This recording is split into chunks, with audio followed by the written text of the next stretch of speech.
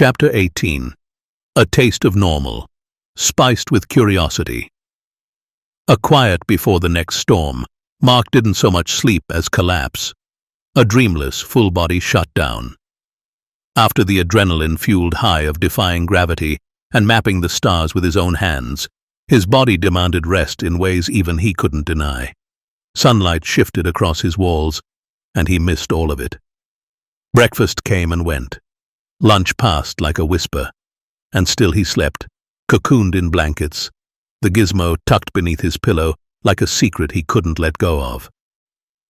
The return to the kitchen table. By the time his mom's voice echoed up the stairs, "Dinner!" Mark stirred, blinking at the dusky glow seeping through the curtains. His stomach growled as if to say, "Finally." He shuffled downstairs, barefoot and bleary-eyed, to find the kitchen warm and golden, his family already mid-meal. Plates of spaghetti and meatballs waited for him like a peace offering. "Hey, sleepyhead," his mom teased. "We were about to send a search party." Martha leaned over with a mischievous grin. "You missed waffles and grilled cheese for breakfast and hot dogs for lunch. You okay?" Mark yawned, rubbed his eyes, and smiled softly. "Just recovering." He sat down and took his first real bite of the day. And as the flavors spread across his tongue, something anchored in him again. Not gravity, not normalcy. Balance. Between the extraordinary and the ordinary. Between the secret he carried and the life he had to keep living. And soon, sooner than anyone would guess, he'd go back to the stars. But for tonight, he was just Mark. Just a boy at dinner, with a mystery waiting upstairs. The kitchen buzzed with the comforting sounds of forks clinking against plates and the warm aroma of garlic and basil weaving through the air. Mark slid into his seat between Martha and his dad, his stomach growling in anticipation. His first bite of spaghetti felt like hitting the reset button. Home, familiar, grounding. But nothing about Mark was the same anymore. "So?" his mom asked between bites, her eyes bright. "What have you been up to, Mr. Space Cadet?" "Just thinking," Mark said, twirling his fork. "About camp, about inventions. You know, stuff." Martha snorted. "You always think too much." "Yeah, well," Mark said, forcing a grin. "What if I told you I wanted to build something crazy?" His dad looked up from his plate, intrigued. "Crazy like a marshmallow launcher again?" Mark chuckled. "No, like an actual transportation device. You know, one that doesn't touch the ground." His mom raised a brow. "Like a hoverboard?" "Sort of," Mark said, pulse quickening. "But different. Imagine a way to float, like swimming through the air, with control, like an ultralight craft, but compact, personal, maybe powered by air propulsion and something lighter than air." His dad smirked. "You going to patent that before Elon Musk steals it?" The table laughed. Mark laughed too, but deep inside a spark flared hotter. They thought it was just a kid's imagination. They didn't know how close he was to actually doing it. He polished off the last meatball, already mentally sketching adjustments to his prototype, his mind swimming with possibilities. Tonight was family. Tomorrow, he returned to the sky. And soon, to the forest. Because every bite tonight, every warm chuckle, it all reminded him why the secret was worth keeping for now. For them, for the world. For the truth he was just beginning to uncover. The big question. "Dad, do you think we could build an airplane big enough for me to fit in?" he asked between bites, his tone hopeful, yet determined. Joe, Mark's father, set his fork down and gave him a skeptical look. Building an airplane, he explained, would be expensive, challenging, and most of all, dangerous. Undeterred, Mark clarified, "I don't need it to actually fly. I just want it to look like an airplane. Here are my sketches." Mark handled a couple of pages with his airplane designs. Joe took them and reviewed them and said nothing. Mark added, "We could use the engine from the old lawnmower we don't use anymore. It would be small, but enough to make the propeller spin." He leaned forward, his enthusiasm spilling out as he tried to convince Joe. Mark reminded him how much Joe had always wanted to work on a project with him, emphasizing that this could be their chance to bond and create lasting memories together.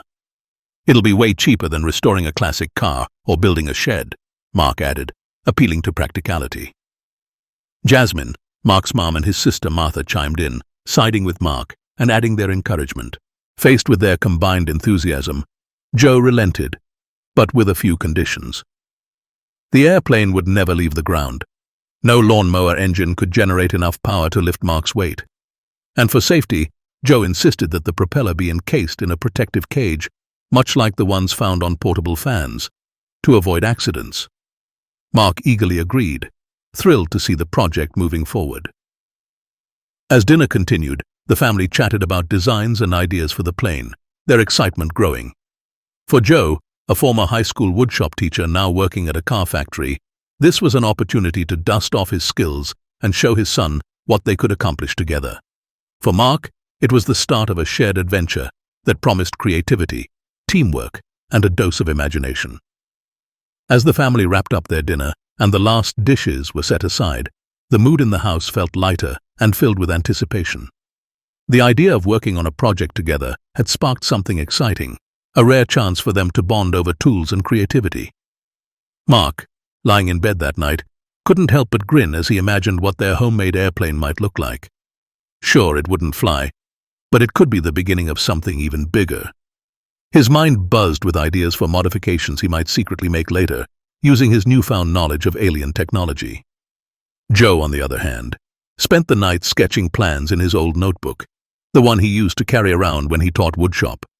He flipped through past projects for inspiration, jotting down materials he'd need and making mental notes on how to safely construct the propeller. Jasmine and Martha, too, were quietly thrilled. Jasmine looked forward to seeing her husband and son working as a team, while Martha had already started planning how to decorate the plane once it was finished. By morning, the house was brimming with a quiet, shared enthusiasm. Boxes of old tools were dusted off, the lawnmower was hauled out from the back of the garage, and a trip to the hardware store was penciled in for later. It wasn't just a project anymore. It was the start of something unforgettable for the family. The family poured their hearts into the project, working together like a well-oiled machine. Joe took charge of measuring and tracing the shapes of the plywood, making sure every cut would fit just right.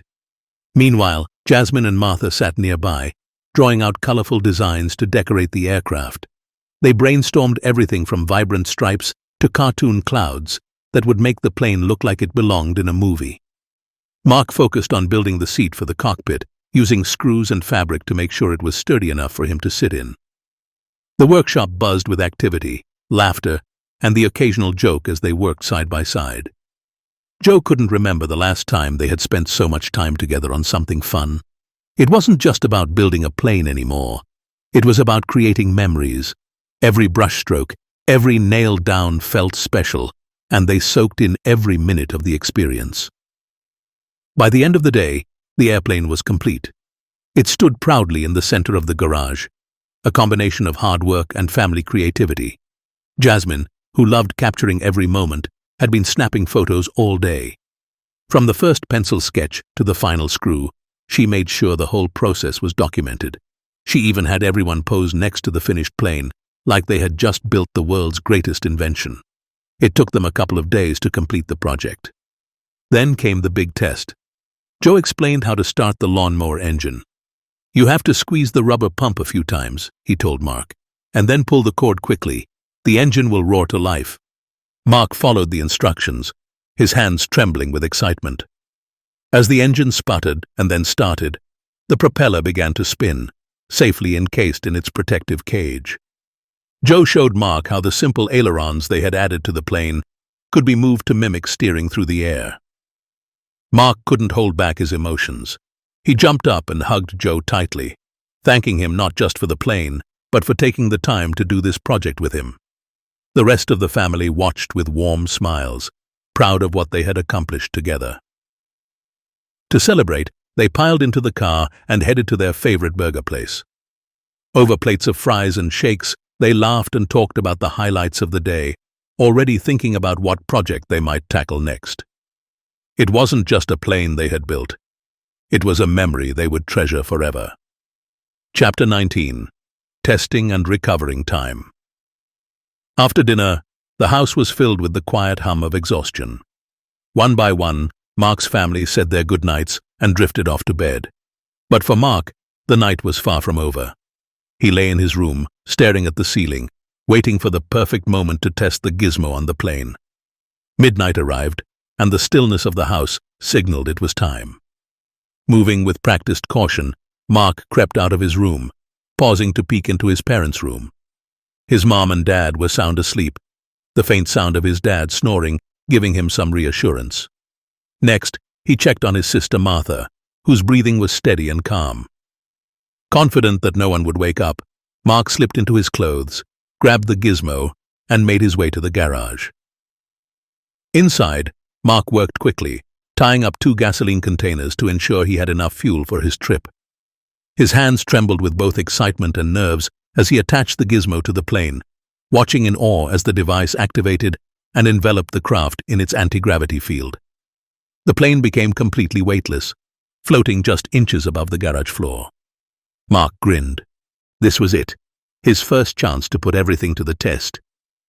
Carefully, Mark guided the weightless plane out of the house, ensuring he didn't disturb the garage door or make any noise that might wake his family. The street was silent and empty, illuminated only by the faint glow of streetlights. He walked down the road, the plane hovering effortlessly above his head like a balloon, until he reached the wide, dark expanse of the park. Mark climbed inside, fastening the seatbelt with shaking hands. To include himself in the anti-gravity field, he deactivated and reactivated the gizmo, feeling the subtle shift as the field expanded to cover both him and the plane. The moment arrived.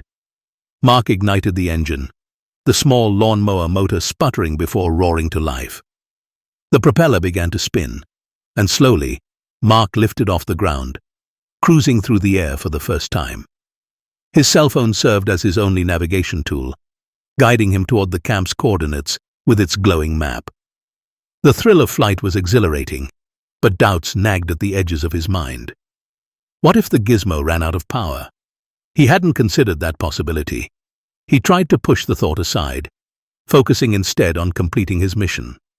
Mark prayed silently, hoping the gizmo would hold out long enough to recover the lost alien devices.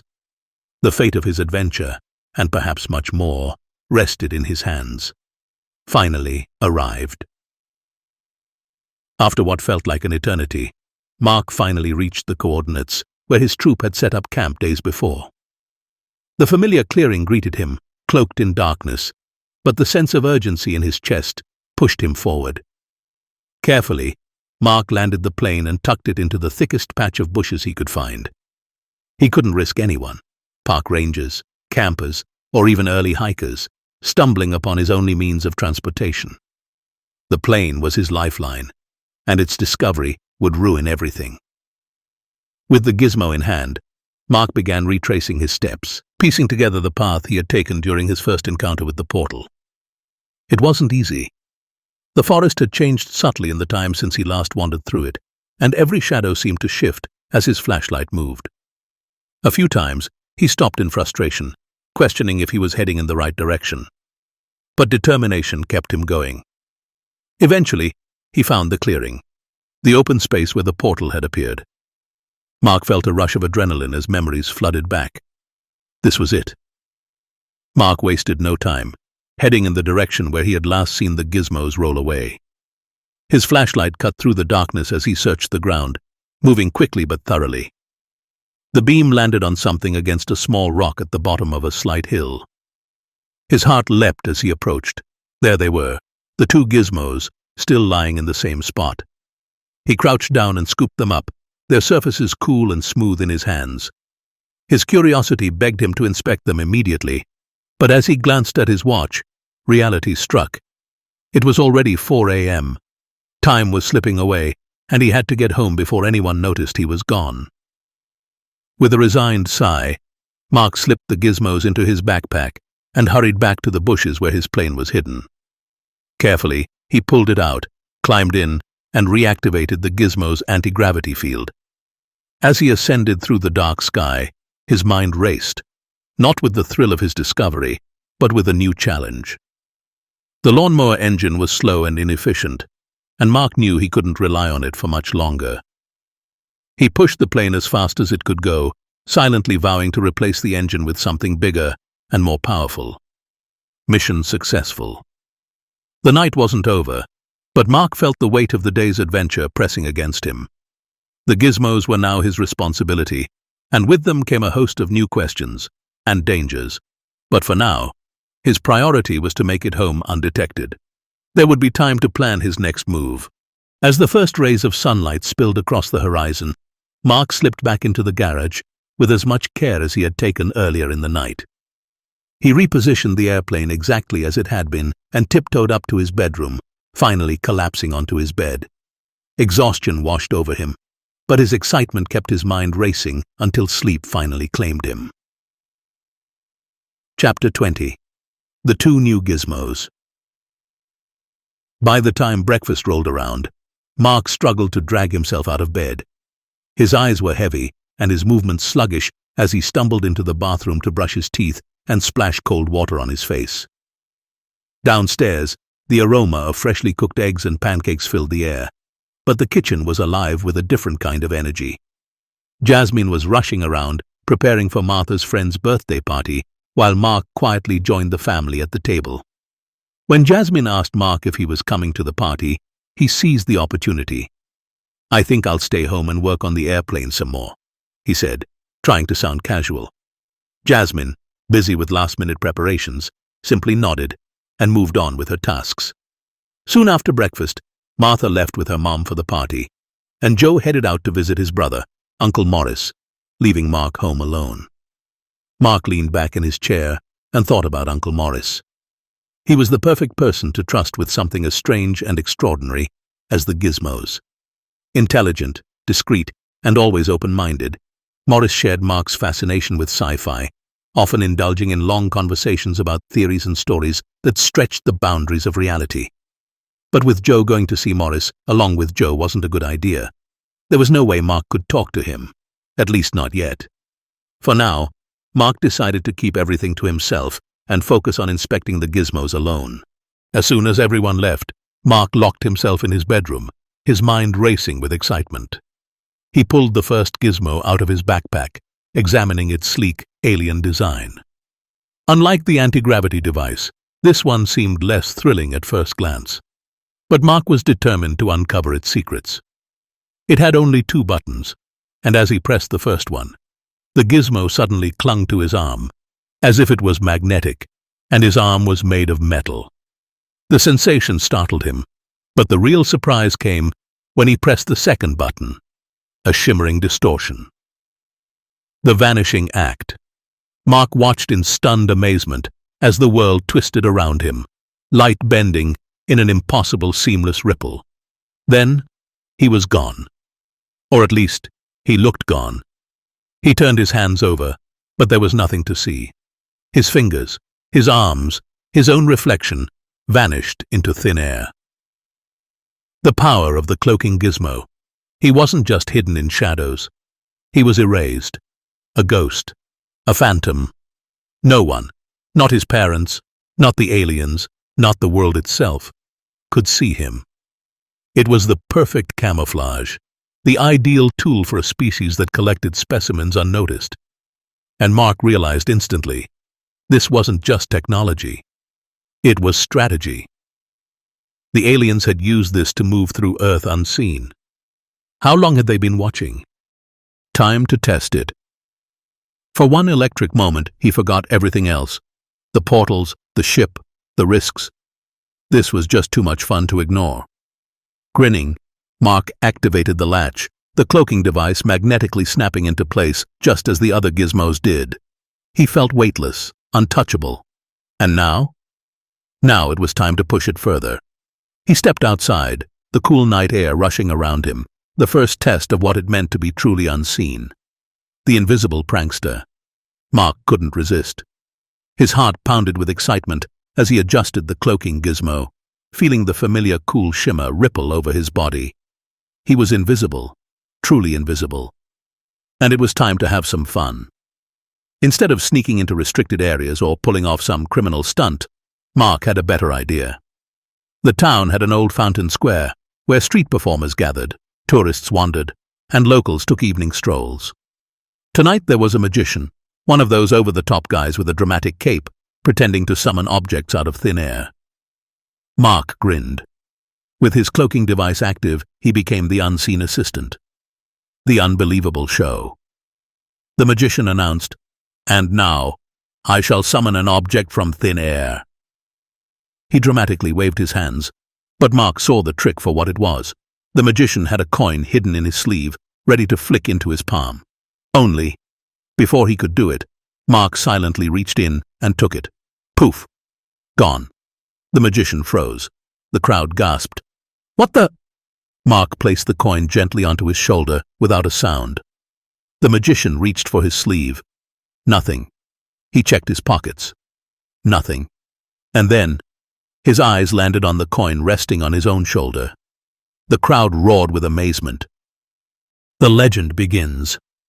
For the next 20 minutes, Mark played along, subtly adjusting the magician's tricks, making objects move.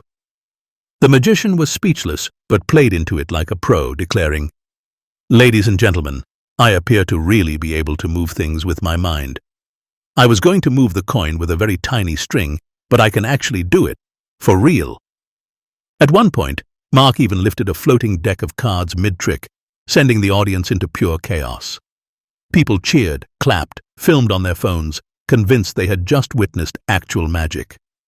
Mark had never laughed so hard in his life. Mark basked in the thrill of his invisibility, his carefully placed tricks sending waves of laughter and astonishment through the crowd. But then, he saw her.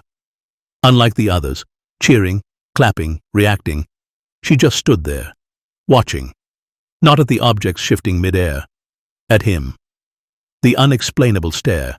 Mark froze, feeling a strange tension ripple through his chest. How? Was she seeing through the cloaking device? Was she just incredibly perceptive?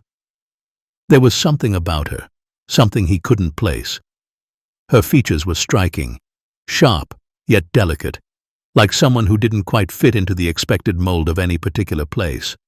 Her skin had an almost golden undertone, glowing faintly under the streetlights, and her dark hair was braided with thin silver threads that caught the light in an unnatural shimmer. Her eyes, that was what unnerved him most. Deep violet, bordering on something almost unnatural. A rare genetic quirk? Contacts? Or something else? She wasn't afraid. She wasn't amazed. She wasn't even confused. Just observing, as if she knew exactly what was happening. Then, the moment he locked eyes with her, she pulled up her hoodie and vanished into the crowd. No reaction, no lingering stare, no hesitation. Just gone. Mark's instincts whispered that he should chase her, ask her something, find out what she knew. But the thrill of the magician's show pulled him back in.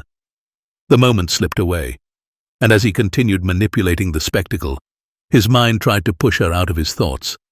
Tried, and failed. Because somewhere deep in his gut, he knew. She wasn't ordinary. And something about her wasn't done with him yet. The escape before the mystery deepened. Before things got too weird, Mark slipped away, retreating down a quiet alley, turning off his gizmo once he was safely out of view. The magician, he'd just had the greatest show of his life, also had the biggest disappointment when he realized that his newly acquired abilities had just stopped working. The crowd? They'd never forget what they saw that night. And Mark? He had just crafted his first legend, all without being seen, and without breaking a single law.